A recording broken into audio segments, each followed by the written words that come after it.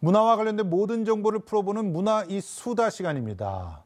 혹시 투어리즘 포비아라는 말 들어보셨습니까? 요즘 언론에 등장하는 말인데요. 그 관광 명소와 그 주변 지역에 살고 있는 주민들이 각종 불편함을 겪으면서 생긴 관광 혐오증이라고 볼 수 있는데, 소음에 쓰레기, 주차, 누적되는 스트레스 때문에 이제는 관광객들이 싫다는 분들이 늘어가고 있습니다.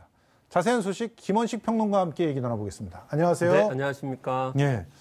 일단 이 투어리즘 포비아라고 하는 말부터 네. 정리를 하고 네. 이제 정확하게 이해를 한 다음에 넘어가도록 하죠. 그래서 좀 말이 좀 이상하긴 합니다. 예. 근데 이제 투어리즘은 이제 여행, 주의 이렇게 얘기할 예. 수 있을 것 같고, 포비아는 되게 공포를 이야기를 하거든요. 예. 그래서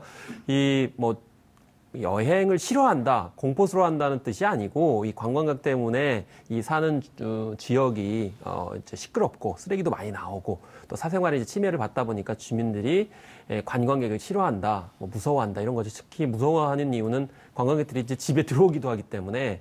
그러면서 최근에 이제 문제가 됐던 것이 이 북촌의 주민들이 시위를 하고 네. 또 플랜카드를 10여 개 이상 붙이면서 집단적인 항의에 나서고 있었기 때문에 이런 점이 언론에 보도되면서 본격적으로 이 투어리즘 포비아라는 단어까지도 이제 등장을 시킨 겁니다. 예.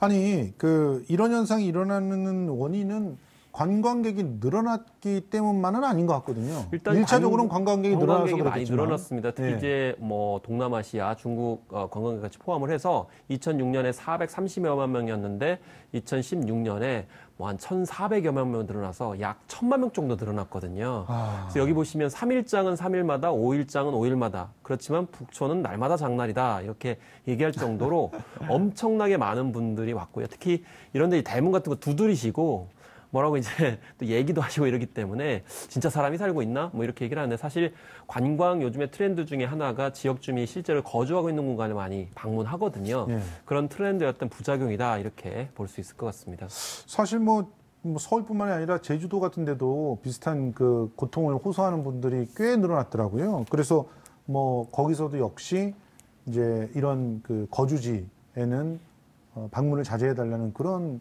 안내들을 하고 있는 걸로 알고 있는데. 그렇습니다. 사실 이게 지역적 편중성이 있어요. 네. 그러니까 지금 서울에 말씀드렸잖아요. 이 서울 중에서도 북촌을 참 많이 방문을 한다는 네. 것이죠. 또 제주도 같은 경우에도 사실 많은 국내 관광객들이 방문을 하기 때문에 이쪽 지역들 관광객들 때문에 여러 가지 문제도 발생하고 있고요. 또 최근에 이제 이효리 씨가 네. 방송사에 출연했는데 오죽했으면 집을 팔고 떠났겠어요. 이제 효린의 민박이라고 예. 얘기를 하게 되는데, 이 민박에 민박집 예약 신청 받습니다 이렇게 돼 있지만 이제 예약 신청을 하시는 게 아니고 그런 예약에 상관없이 불쑥 방문해서 네. 도저히 살 수가 없다. 그래서 이제 자제해달라고 경고를 했음에도 불구하고 안 돼서 아예 이제 경기도 쪽으로 이사를 가는 상황이 벌어지고, 심지어는 이제 방송사에서 이제 사들였다 이런 얘기까지 나올 정도로 제주도 심각한 어떤 상황이라 볼 수가 있겠습니다. 주로 유명한 관광 명소가 타겟이 되고 있습니다. 아니 뭐가 좀 뜨기만 하면 제가 대학로에서 작업할 맞아요. 때는 바로 위에 그 낙산에 네. 무슨 마을이죠? 벽화 마을. 예, 벽화 잘 그려놨던 그 마을이 정말 핫해지면서 사람들이 무리하게 거기가 담도 굉장히 얕고 그러거든요. 그렇죠. 또 그렇게 들여다보면서 자기네들끼리 웃고 사진 찍고 하는 그런 사람들이 그렇게 많더라고요. 그래서 네. 거기를 떠나시는 분들도 생기고 그랬는데, 아무튼 이게 다른 지역의 사례를 좀 더 살펴볼게요. 예. 그래서 이제 통영의 원양마을이라는 곳이 있는데요. 예. 여기 같은 경우 최근에 연화도하고 우도 사이에 도로가 놓였습니다. 그러니까 섬과 섬 사이 연결이 됐으니까 많은 이제 분들이 차량을 타고 그쪽으로 이동을 그렇겠죠. 하게 되는데, 예. 근데 문제는 차량이 2,000여 대가 몰렸다는 거죠. 한꺼번에? 예. 그런데 그 지역 주민들은 70가구 정도밖에 안 돼요. 아이고. 그런 정도 됐을 때 차를 어디다 세운다는 200여 명 정도밖에 안 되거든요. 예. 근데 문제는 차가 문제가 아니고 이제 버스가 들어와야 되는데, 버스가 이제 그 주차된 차량들 때문에 못 들어와가지고 이제 농산물이라든지 수산물들을 이고지고 가셔가지고 버스를 타야 되면 못 하셔가지고 1km 정도를 밑으로 이동해야 되는 그런 상황들이 벌어져서 예. 결국 지역 주민들 특히 생계까지 타격이 가해지는 상황이 벌어져서 예. 이런 점들이 이제 문제가 됐다는 거죠. 인천의 동화마을 같은 경우도 문제가 됐는데 이 동화마을 같은 경우는 이제 우리가 명작 동화에 나오는 그런 장면들 이런 것들을 이제 배치를 해서 유명해졌죠. 그런데 아마 궁금하셨나 봐요. 실제 안으로 들어가게 되면 정말 동화의 세계가 펼쳐지시는지. 그래서 실제로 이렇게 문을 두드리고 문을 벌컥벌컥 들어가가지고 주민들이 많이 놀라신다고 해요. 그래서 어떤 주민들 같은 경우에는 이거 동화마을 만드는 거 이제 찬성한 걸 너무 후회한다. 이렇게까지 얘기를 할 정도로 일상생활이 좀 심각하게 침해당하고 있다고 합니다. 요 옆에 또 차이나타운 있죠. 그렇죠. 예. 그쪽 그래서 동네입니다. 그러니까 그래서 차이나타운 가서 여기 들러서 혹은 여기 들러서 이게 보고 차이나타운 가서 식사하고 이런 것들이 완전히 코스가 돼버렸는데 이분들 같은 경우는 아주 극심한 피해에 시달리고 계시군요. 네. 이 뭐 우리나라의 사정뿐만이 아니잖아요. 사실은 뭐 외국에서도 뭐 오죽했으면 뭐 아예 관광객이 들어오는 걸 반대한다 이러면서 시위를 하고 그러잖아요. 외국 같은 경우에도 이제 우리나라 이제 분들도 많이 가시려고 하는 이탈리아 베네치아 같은 경우가 이제 최근에 많이 문제가 됐습니다. 그래서 연간 한 3천만 명 이상이 방문을 한다고 하는데요. 정작 인구는 5만 명밖에 안 됩니다. 그래서 이제 검문소를 설치한다는 건데 이제 이 장면인데 검문소를 설치하는 이유는 한참 관광객들이 이제 많이 방문을 하게 되면 지역 주민들이 오갈 수가 없는 상황이 벌어져서 이 설치를 해서 이제 지역 주민들 우선 이제 배려하는 그런 상황을 이제 연출하고 있는 것이고요. 뭐 네덜란드 암스테르담 같은 경우에는 홍등 관광 자체를 좀 제한하는 뭐 특정 인원 수만 이제 보내게 되는 뭐 가이드를 따라 이제 대동해가지고 하는 형태도 있고요. 또 이제 바르셀로나 같은 스페인의 바르셀로나 같은 경우에는 이제 숙박 시설을 이제 신규 허가하는 걸 이제 통제하고 있습니다. 그리고 숙박 시설에다가 또 일종의 이제 관광세 같은 거를 부여를 한다든지 또 도심지 같은 경우는 관광버스가 진입하지 못하도록 하는 등 여러 가지 조치를 하고 있는데 그런 것들도 결국에는 너무 이제 유명한 관광지다 보니까 지역 주민들이 피해를 봐가지고 이런 일정 정도의 조치를 하고 있는 것을 볼 수 있겠고요. 바르셀로나는 그 독립도 그런 것 때문에 독립하려고 그러는 거 아닌가요? 아니 정부에서 뭐 관광으로 수익은 가져가는데 지자체를 위해서는 도와주는 거 하나도 없고 잘 배려도 안 해주니까. 사실 우리나라도 옛날에 제주도도 그랬었어요. 맞아요. 제주도 이제 관광지 하는데 뭐 나가자고 지원 안 해주냐 이렇게 했었는데 아마 이제 그런 불만도 있을 겁니다. 네. 자, 국가와 지역 경제 활성화를 위해서 관광객을 제재하는 거.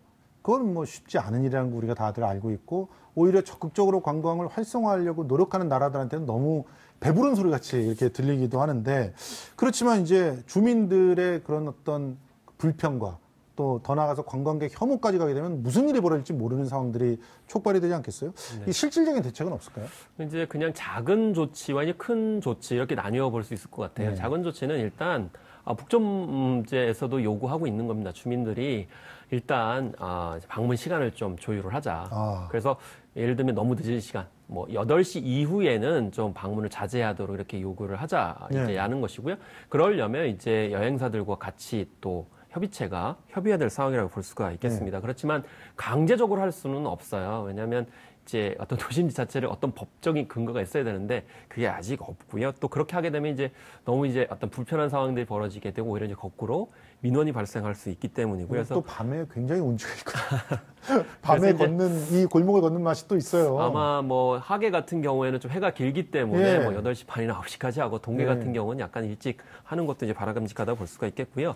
특히 또 이 가이드들이 좀 적절하게 조율을 해야 된다. 그러니까 맞아요. 예를 들면 이제 원인 중에 하나가 이 저가 관광이 문제가 되는데 이 특히 이제 뭐 외국에 이제 그 관광객들을 저가 항공이나 어떤 관광객으로 유치를 한 다음에 그냥 무료인데다가 일종의 풀어놓는 거예요. 네, 풀어놓는 것들 많이 하죠. 그렇기 때문에 이 적절하게 이제 가이드를 붙여서 특히 인원수를 조정을 해서 뭐 예를 들면 이제 시끄럽게 하지 않는다든지 좀 어떤 매너 같은 걸 지키는 것이 필요한데 이제 그런 점들이 아쉽다라는 것이고요.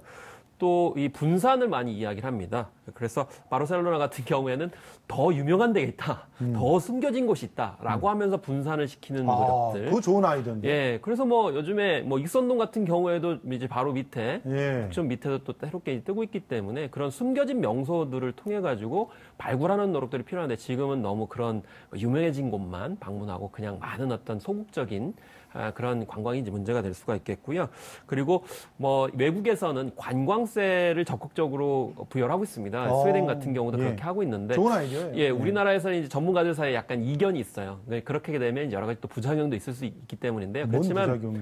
뭐 예를 들면 너무 이제 관광이 위축될 수도 있다. 이렇게 이제 얘기를 하는 거예요. 그런데 아니 그거 받아가지고 네. 관광이 더 잘 될 수 있도록 인프라도 확충하고 주민들 편의도 주고 그러면 되잖아요. 그래서 이제 중간 절충이 있어요. 예. 예를 들면 부산의 감천마을 같은 경우에는 지도를 구입하게 해요. 그러니까 지도는 근데 뭐 엉뚱한 지도가 아니고요. 그 감천마을의 지도예요. 그러니까 관광객들한테는 그 지도를 사게 되면 도움이 되고, 그렇죠. 또 지역 주민들한테는 일정 정도의 수비되기 때문에 이제 유지가 되기 때문에 그래서 이제 반드시 뭐 돈을 이제 요구하게 하면은 약간 거부감을 들 수도 있는데 그 중간 절충점으로 지도 판매 이런 것도 이제 생각해 볼 수 있습니다. 알겠습니다. 앞으로 이 주민들의 삶의 질도 고민하는 관광 정책 그리고 정말 이제는 명소만 쫓아다니는 그런 관광 정책이 아니라 맞습니다. 적극적으로 새로운 스토리를 맞춤형으로 제공하는 그런 관광 정책들이 많이 많아져야 되지 않을까 이런 생각이 듭니다. 지금까지 김원식 평론가와 얘기 나눠봤습니다. 고맙습니다. 네, 감사합니다.